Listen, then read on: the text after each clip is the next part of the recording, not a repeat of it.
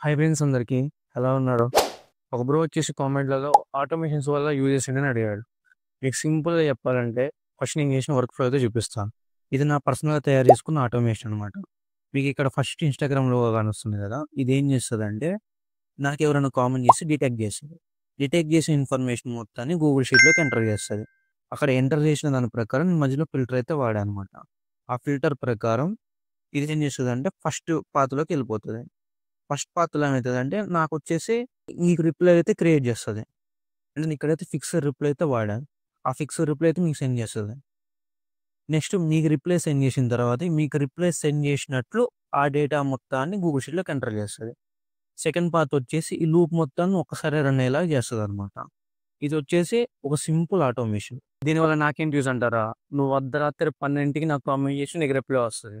దీనివల్ల నాకు money save, time save. ఈ ఆటోమేషన్ మొత్తం నా పర్సనల్ పాయింట్ ఆఫ్ వ్యూలో చేసుకున్నా. నీకెలా కావాలంటే అలా చేసుకోవచ్చు.